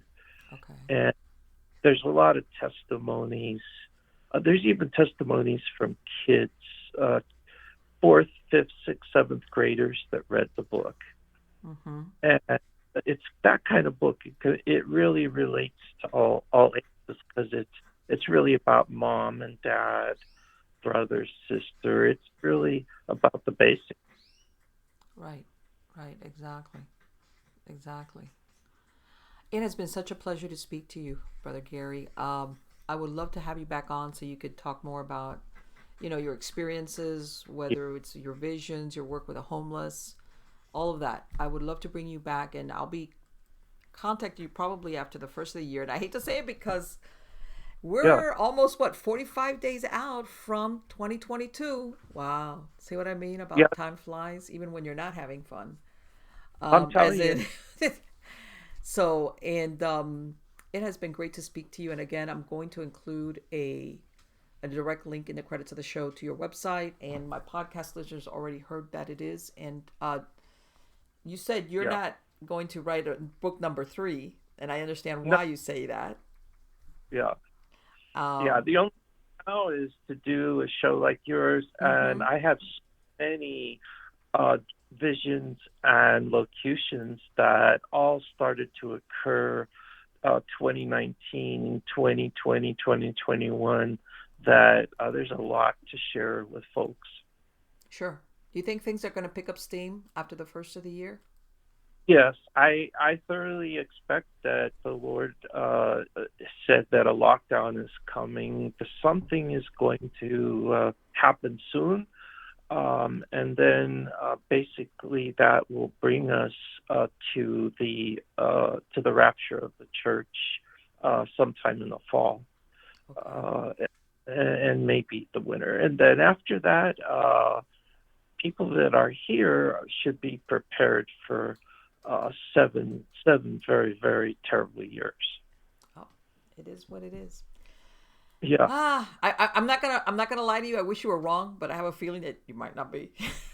It's yeah. like That's how I am. I wish I I'm a was. wimp. I'm a wimp. I admit it, and I'm like most humans that we're wimps of the creature comforts, and Yes, unfortunately, it's like said before. Sometimes that distracts us from our spiritual life into being yeah, more open to that part of our humanity, which we want to right. think that we're just strictly our physical bodies, and we're not. We really aren't. Well, all it takes to be included in that private event within the year or so is just people have to humble themselves and just tell God, uh, I don't know it all. Of course. I would be on your side because you know it all, and to really enter that realm of humility. Mm-hmm. Uh, but nowadays, you get people firing off at each other on the internet, like Oh you don't no. think USB. Everybody acts like they know it all. Right. Exactly. Everybody's an expert. How's that? They are, yeah, yeah. It's like crazy. Everybody's an expert. Yeah. Yeah. It's unfortunately that's the truth. Again, thank you so much, and good luck on all your projects and all your work. Yeah, same with you, and a big hug, and God bless you for all you're doing. Likewise. Take care. Take care. Bye bye. Bye bye. Wow, guys. Yeah. See, I love speaking to him because this is his story. If you listen to it, goes back to his high school days where he starts having these visions, and because I have heard of people that have had near death experiences that they come back changed, exactly like what he described. They come back, whatever they saw, uh, exactly like what he said. People that are spiritual become more spiritual, kinder, more forgiving. People that were atheists or agnostics come back with a profound belief in God. If you want to call it God or the divine, whatever. But in other words, they do a complete about face in their spiritual lives because of this. And what he described, where one of the things that he experienced was that anger was gone. And I'm sure there's a lot of people out there who are listening to me that know of somebody or more than one person who basically is angry all the time. They're either angry or simmering, but it doesn't take much to put them over the edge. And you could be nice and say, oh, that person's a grouch or they're cranky or whatever, but they always seem to be on some scale, on some point of the anger scale. All right. And it's almost like they've acclimated their themselves to being that way. Whether they identify with it, whether they get some type of release in their brain that makes them feel better when they get angry. And he describes where after this experience, that anger is gone. And I'm thinking to myself, that must be such a huge weight. Because being angry, I don't know about you, but when I get angry, like really angry, like all human beings, when I'm off of it, I'm like, oh, it's like, I don't like it. I mean, when you're angry because in that moment, but then it's like, I don't like that. I don't like that experience. And, but that absence of the anger, I think definitely, without knowing for sure, okay, Trouble, stop that. You guys have behaved very badly today. All right, and I apologize for those people that part of the this thing that sounds like I had a 3-ring circus going on. I'm telling you. But anyway, where I think that act of true forgiveness in himself, or that beginning of that understanding towards his dad, is what all of a sudden he went from in other words, being able to see his dad through whatever maybe his dad had to go through to reach some type of even self-forgiveness. Because believe it or not, I think maybe in the process that we go through after death, it's not only the forgiveness of others that we've hurt, but sometimes it's even self-forgiveness, even if you think that person is not sorry while they're doing it. You see what I mean? So I really do think that him being able to kind of like humanize his dad is what allowed him to see him again and to actually start thinking, how did my dad come to behave the way he did? And that was, I think that's a very profound thing. Because let's face it, all of us have people in our lives, some more than others. Some of the things done against us are more egregious than others, absolutely. Where, like I said, I wasn't kidding. There's a lot of people that, because you hear about the you need to forgive and all that. Some people say, oh yeah, forgive them, but not really. And I think that as long as you say it, but don't really have that experience of forgiveness, you could say it till you're blue in the face.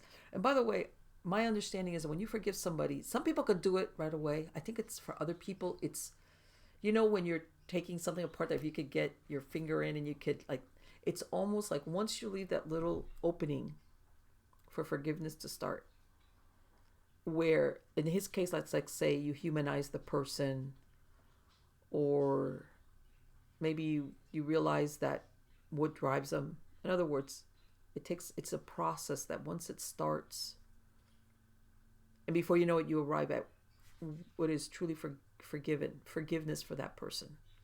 Might not be acceptance, and might not be that you, how can I say, approve, but that you understand it and you forgive it, really on a soul level, not just saying, oh yeah, I forgive that person, and inside it's anything but that. Almost I want to say what he said, where when you think of this person or what happened, that quick anger is gone. Doesn't mean that if it was something that was wrong, makes it right, but that quick outburst of anger, of self-defense is gone, because you start seeing that person a different way. there's a forgiveness. That's what forgiveness is. And basically, you at that point you've escaped the shadow of things that happened to you, right? Because as long as you live in that state of unforgiveness, you are being, depending on what it was, traumatized, victimized by what happened. Even if that's not your reality now anymore, you're still living in the shadow of those events and maybe what this person did to you, or lack of, because sometimes it's not what's done to you, it's the person. And he made mention of that he was mad at his mom for his mom being complicit in whatever happened. So whatever the case might be, once you start letting that forgiveness seep in, it's almost like all of a sudden you don't live in the shadow of that anymore. It doesn't overshadow your actions, your thoughts, your reactions. And for him, for some people, there's a lot of people, by the way, that arrive at that without the near-death experience. By all means, you don't need an NDE to get there. A lot of people do it on their own. They reason it out. They become adults, or they come to this point that they say, this anger is wearing me out. I'm unhappy. And you know what? Time travel is not possible. I can't go back and redo these episodes in my life. And I'm spent, and I don't want to do this anymore. And then little by little, they start letting go of it. But in his case, he had the near-death experience. And it's obvious that of all the things that changed in him, the most noticeable, it sounds like, was this lack of anger, and the way he was, that even his friends are saying, like, what's wrong with you? Not what's, well, to them, what's wrong with you because you're different. You've really changed, like, and it kept going. It wasn't like, oh, a couple of days I felt sick, you feel bad, odds, you're having a moment here. No, this was continuous for months. Even it sounds like his friends were going to have like an intervention. Like, what's wrong with you? We know something's going on. But yeah, a lot of, you don't need an NDE to get there. Like things of that nature. And it sounds like where what direction he took his life in, and now he's serving the homeless in LA, which I imagine, I was not kidding, because let's face it, I'm sure everybody's, here's the news, how many homeless there are out in LA, especially. Then I was thinking, man, you must not have a moment to yourself, because out there's a lot of people that, I'm sure, come to organizations like the one he has, looking for help, whatever the help might be: clothes, food, counseling, a shoulder to cry on, God knows, or all of the above. Like I said, I am going to, and as to his predictions, I don't know. I really don't know.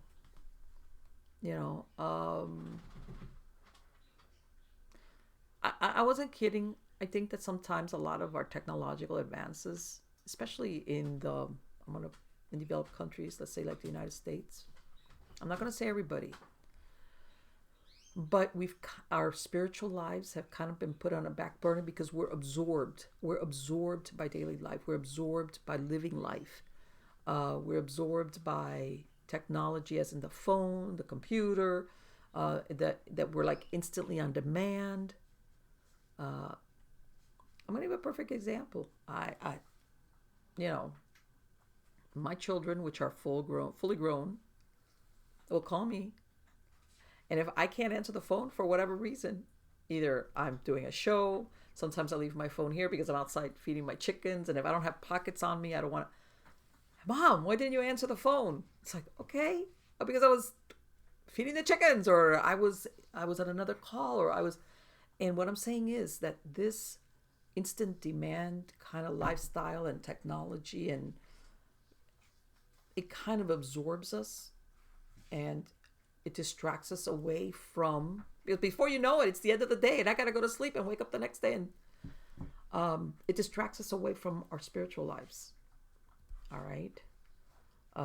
And I personally, this is my personal belief, I think that our spiritual lives, regardless of what your beliefs are, I'm not saying any denomination or non-denominations, I'm talking spiritual as in, I believe us we are spiritual beings.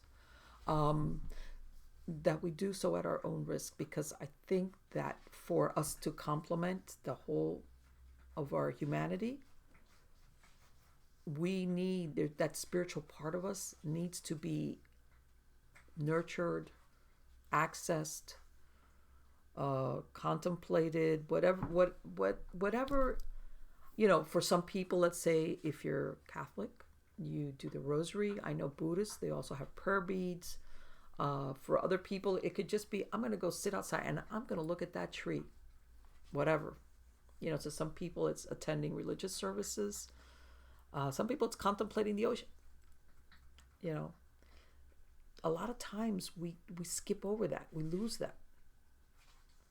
And it happens to everybody because, like I said, our daily life consumes us. And then, of course, we're distracted. TV shows, binging on a show. And by the way, I'm not putting down all of those things. I'm not. It's great to have. Modern life has a lot of advantages and creature comforts. I have no problem with that. What I do have a problem is that it takes us over. Okay? And then sometimes people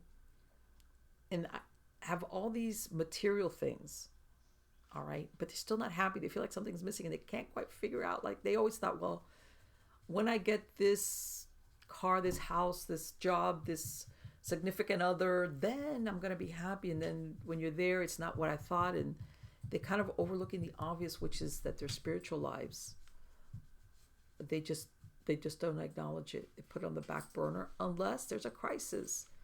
And then maybe whether it's a health crisis for themselves or somebody else, or something happens. And that's what I was saying. I think that the last 18 months have made a lot of people look at what their spiritual needs are. All right. As far as realizing I need to feed this side of my life in order to make my daily existence more complete. And the reason why I say this is a lot of people, once upon a time, and I'm sure you've heard about this, where people did religious or spiritual practices almost to make sure I get into heaven. Like when I die, I don't go to hell. If you were Judeo-Christian, and even I know other religions have their own versions of hell or punishment, whatever. And it was almost like, I want my guarantee, especially as when people got older sometimes. But it was never like, it's not the destination, it's the journey. And I know that sounds very trite and very new age-ish, but it's pretty accurate, where that part of your spirituality is part of what eases your daily existence. As in, let's concentrate on these 24 hours and what helps me get through it, what calms me, what helps me. Not because I'm thinking down the road, I want to say this, I want to be part of the rapture. And by this, I'm not saying I believe in it, but in other words, that there's almost that fear component where if you don't believe or do certain practices, you are not going to be part of the group that gets saved. No, I'm talking about a spiritual practice that feeds your soul, not anybody else's, because we all have, we're the only ones that are in our skin, that helps us continue on a daily basis to have the best, how can I say, existence, a daily existence,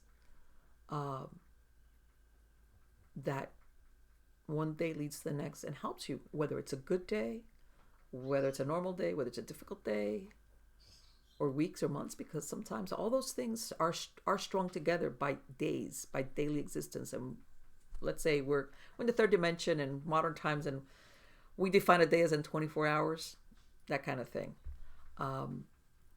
That we have something that, and I want to say, for lack of a better word, you can have religious, you can go to a temple or a church or listen to a religious leader or certain dogma that I have no problem with that if that's part, but real true comfort is something that only dwells within you per se, as in each of us individually. All right. And I'm hoping that a lot of people start incorporating that into part of being alive. Okay. Just being a whole human, like I say, connection to other human beings, I think is very important. All right. And by this, I mean, because I've said in other shows, and I think that one of the things with computers and the internet that's robbed us is that before, people used to go out and meet people and had that face-to-face interaction, or people watch. I once upon a time when malls were really popular, you would go to the malls just to go shopping and people watch and eat at the food court, and you'd spend the whole day there. But it was because you loved the interaction of all these people going here, going there, going to the store, and then, look what I found. And I remember the mall days, and that was great. And believe it or not, we do need that human contact. And I think we cheat ourselves of it when all we do is Zoom calls. And I mean, I understand, don't get me wrong, I understand the necessity of it under certain circumstances. It's expedient business-wise. Whereas before, you had to fly people in to have a meeting, or let's coordinate this. Now everybody just, puts on their camera and here we are. That's great. And there's other times where this is just the best way to do it.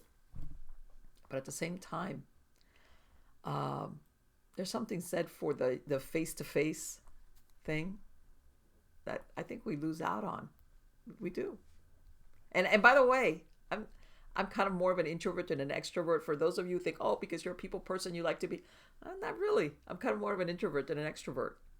But still, humanity needs humanity. Whatever the case might be. Again, guys, thanks for coming and being part of my audience. I hope you like the show. I've got a lot of interesting other guests lined up. Probably the last 2 weeks of December, I don't schedule any guests because it's the holidays.